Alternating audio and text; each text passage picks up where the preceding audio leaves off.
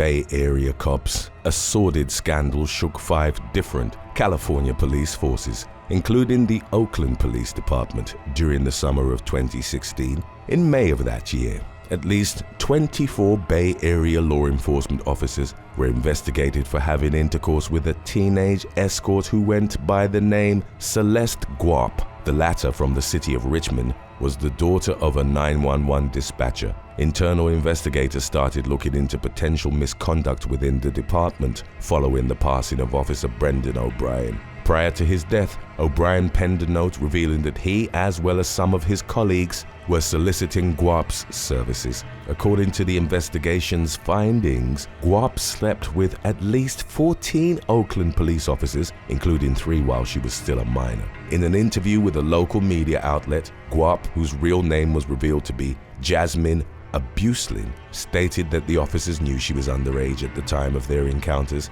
They allegedly gave her the nickname Juvie, short for juvenile. Additionally, 2 Oakland cops were accused of providing Guap with confidential information about impending police stings and operations. In her tell-all interview, the young woman also disclosed the details of a pay-for-intercourse arrangement she made with a retired Oakland police captain in his 80s. Guap met the elderly former cop at a Fleabag motel and had relations with him in exchange for $250. In June of 2016, as the Oakland Police Department was being ravaged by the controversy, Police Chief Sean Went stepped down from his post. During a press conference, Went cited personal reasons for his sudden resignation. According to disciplinary records, most of the officers accused of soliciting Guap were given written reprimands but allowed to keep their jobs, which she said was like a slap in the face. In May of 2017, the Oakland City Council voted in favor of a $1 million settlement for Guap,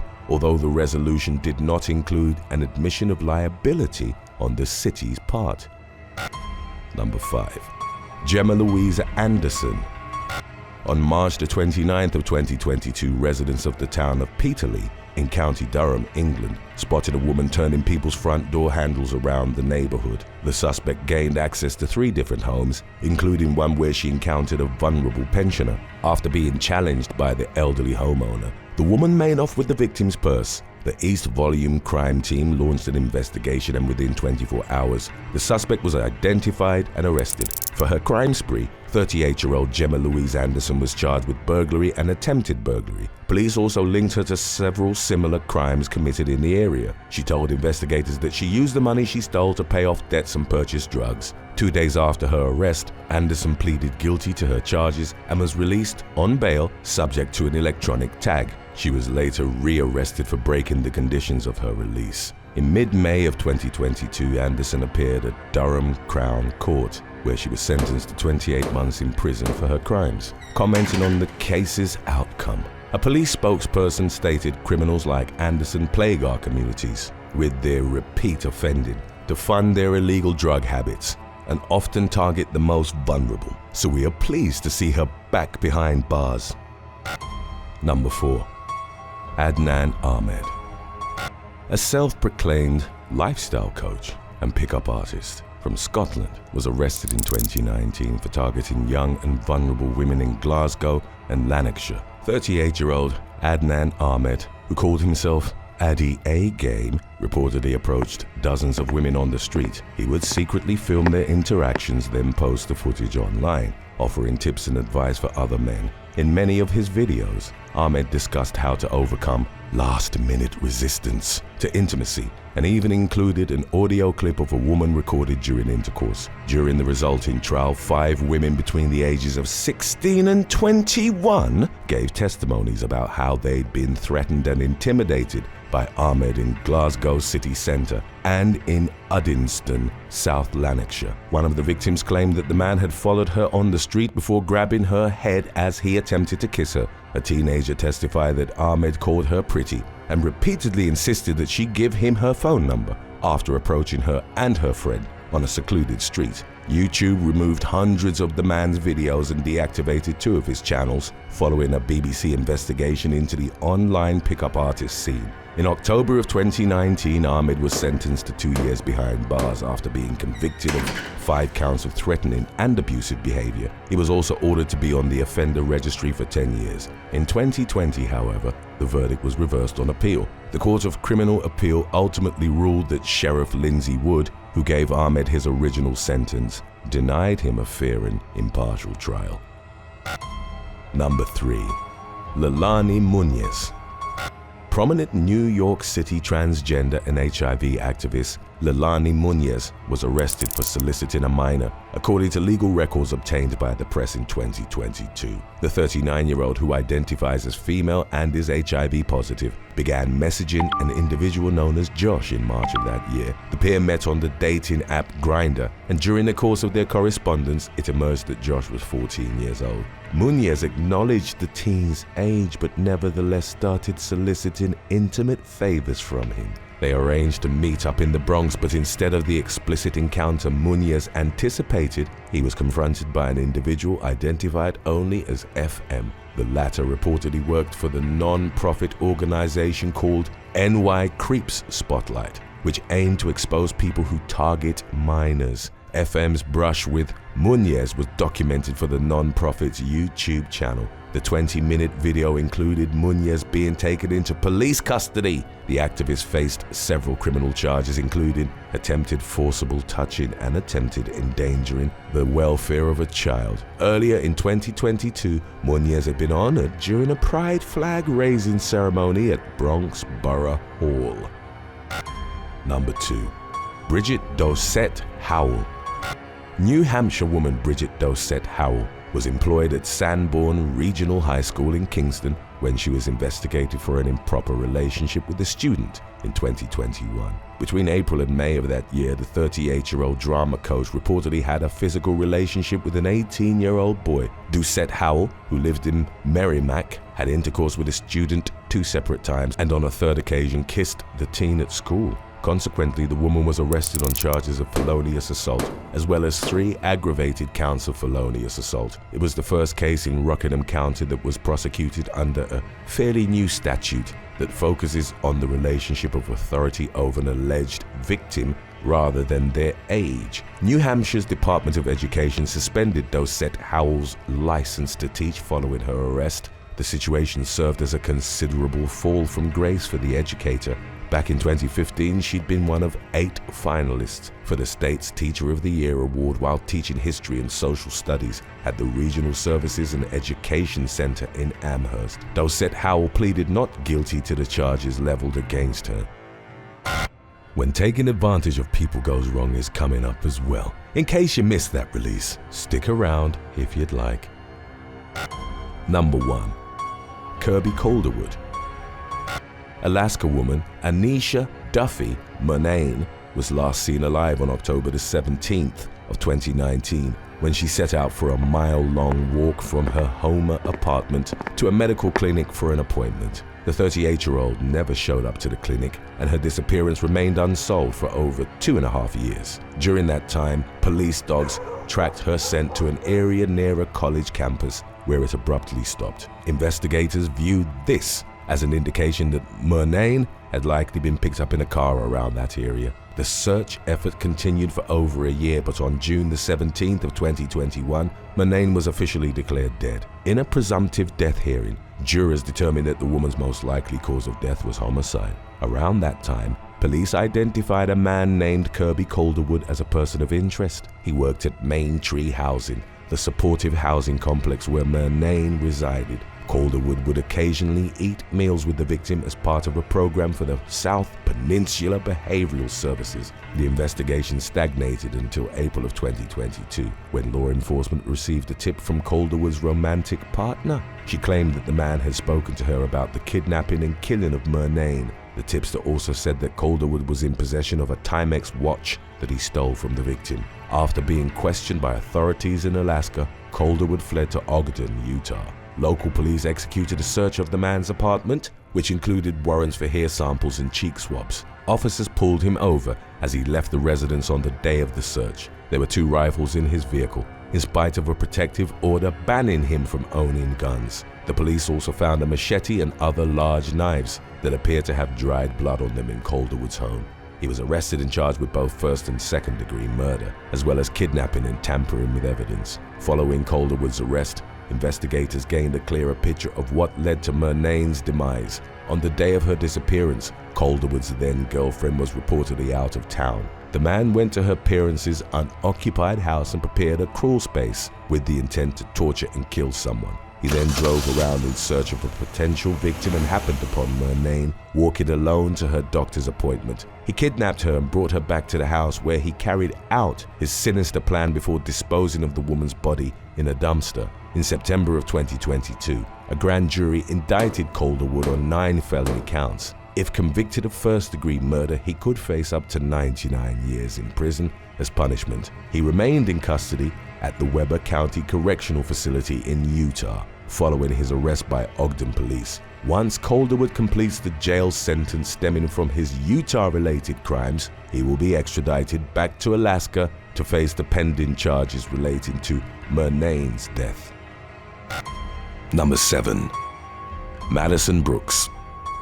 4 male suspects were arrested in Baton Rouge, Louisiana. In January of 2023, roughly a week after the death of 19-year-old Madison Brooks. On the 14th of the month, shortly before midnight, Brooks had sent her mother a text message telling the woman that she loved her while she was out at Reggie's bar.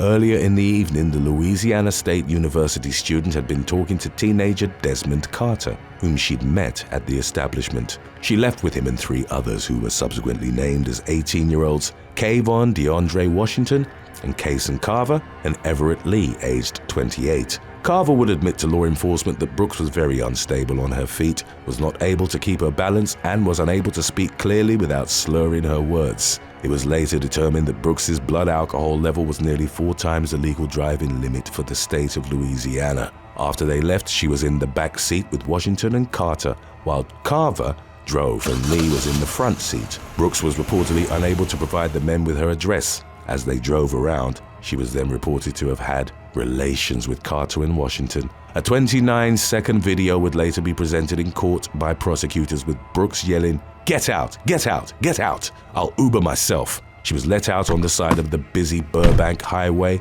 in conditions of heavy rain. Distraught and severely intoxicated, Brooks stumbled into the road and was struck by an oncoming car, suffering devastating injuries. The driver remained with her, and 2 Good Samaritans tried to revive the teen as they waited for the emergency services. Brooks was taken to a local hospital and was still breathing when her parents reached her, but then passed away. The 4 men who'd been with her in the moments leading up to her death were all charged with varying degrees of abuse. They maintained that the relations in the car hadn't been forced, but prosecutors would argue that Brooks was too intoxicated to give consent. Moreover, it was noted that she wouldn't have ended up on the roadway without the men's involvement. A hearing from May of 2023 indicated that a judge had agreed with the prosecution, determining that Brooks had been abused, with the attack itself leading to her death. The trial was set to proceed as of the latest updates on the matter, with Carter being trialed as an adult. He and Washington faced life in prison, while the others were charged as principals. Number 6. Tracy Smith.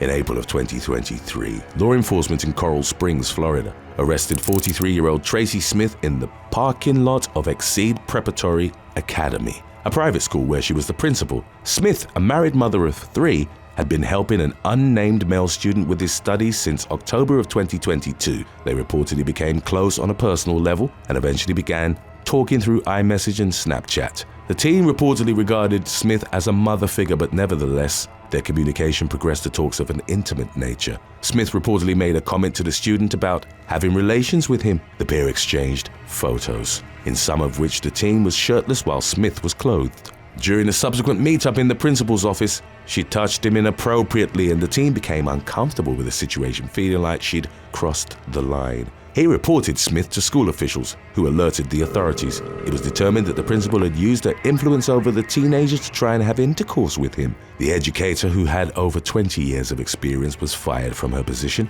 and faced 1 count of soliciting and engaging in inappropriate conduct by an authority figure. Number 5. 2014 viral hoax.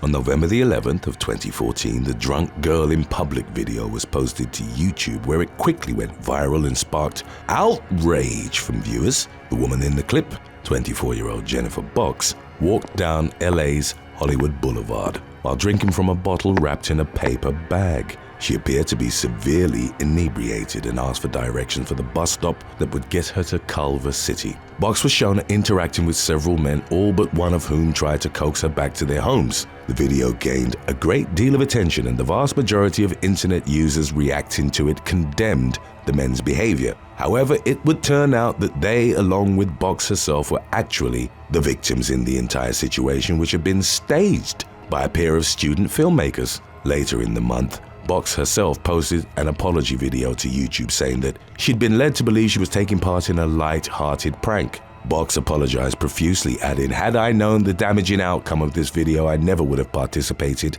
She noted that those with whom she'd interacted in the clip were perfect gentlemen, and their seemingly predatory behavior had actually been the result of them being misled by the directors, Stephen Jang and Seth Leach. Sources told the Smoking Gun that the men were approached on the street and told it would be a comedic hidden camera video or a sketch, when the end result was them being portrayed as predators. Mike Koshak, one of the men in the clip, took to Facebook to denounce its authenticity within days of its release. He reportedly received a private message from Leach asking him to just go with it, followed by promises of including him in his team's supposedly imminent success. Number 4. Christopher Hughes. Mycon Thomas and Eric Bass. On February the 23rd of 2014, Christopher Hughes, Mycon Thomas and Eric Bass forced their way into a home in Madison, Wisconsin and carried out a horrific attack on a married couple. The trio, all in their 20s, had been acting on information provided by Euphemia Neumeier. She had told them that the homeowner, a man she was dating, had money around the house. The robbers, one of whom was wearing a mask similar to the one from the slasher movie Scream, mistakenly went into a neighboring home belonging to a couple whose identities weren't revealed. The man, who was legally blind without his glasses, asked, "Is someone there?" at around 5 a.m. after hearing commotion. Moments later, the robbers burst into the bedroom. They threatened to kill the couple. Even after the woman had repeatedly told them that she was pregnant, the man was severely beaten, and all three of the robbers proceeded to assault and abuse his wife. The couple were then placed in a laundry room as the thieving trio made off with their belongings, including electronics, cards, and wedding rings. The victims sought help from a neighbor, who reported that the man had a baseball-sized contusion on his head while his partner was bleeding as a result of the abuse. Madison Interim Police Chief Randy Gaber, a 27-year veteran of the force, told the media, "This is probably one of the most disturbing and heinous crimes I have ever seen." The plot unraveled after Neumeier told the police that her partner might have been the intended target. It aroused the man's suspicions, and he searched through her Facebook account, where he saw messages about the robbery plan and consequently alerted law enforcement. 6 people were arrested, including the 3 robbers, Neumeier, and 2 others who'd been accomplices in the plot. Thomas and Bass were given 25-year sentences after they were convicted of assault and armed robbery, while Hughes was sentenced to 15 years for 2 counts of armed robbery. Neumeier was handed a 5-year prison sentence and an additional 5 years of supervised release for her role in the incident. Number 3. Las Vegas Strip Incident. A disturbing video was posted to YouTube in early February of 2018 of a man taking advantage of an unconscious woman on a sidewalk along the Las Vegas Strip. Neither of them was identified. The clip showed the man hovering over and heavily kissing the woman as she remained still with her eyes closed on the sidewalk. A bottle of what seemed like alcohol was shown next to them. While the relationship, if any, between the two remained unclear, the woman was evidently in no condition to return or repel the man's advances. 2 different women passing by stopped to ask the woman on the sidewalk if she was all right and walked away upon receiving unknown replies from the man. Most of those who witnessed the incident were seen laughing, recording it on their cell phones, or encouraging the man before the video cut off with him still straddling the woman. Number 2. Incident in the Bronx. Surveillance footage from Tremont in the Bronx borough of New York City would show a wheelchair-bound man being beaten and robbed in the early hours of November the 8th of 2021. The confrontation started after the victim, only identified as being 39 years old, had exchanged words with a woman in a long white coat. Minutes later, she returned with 3 men and they began pummeling the disabled victim. One of the assailants went as far as to drag him out of his wheelchair and stomp on his head before delivering more punches as he fruitlessly struggled to fight back. Another of the attackers then snatched the man's backpack, which was strapped onto the wheelchair. It contained $800 and the man's iPhone. The attackers fled, and updates on the matter indicated that they hadn't been identified by law enforcement. Number 1. Rosie Franco. In 2020, Lesdine Upshaw's family moved her into an assisted living facility near 61st and Mingo in Tulsa, Oklahoma. As reported by her granddaughter, Natalie Bishop, the family visited Upshaw daily and the 95-year-old remained lively and active. To ensure that her grandmother was properly cared for, Bishop installed a camera in her room at the facility. In January of 2023, Upshaw fell ill and was taken to a local hospital where she ultimately passed away.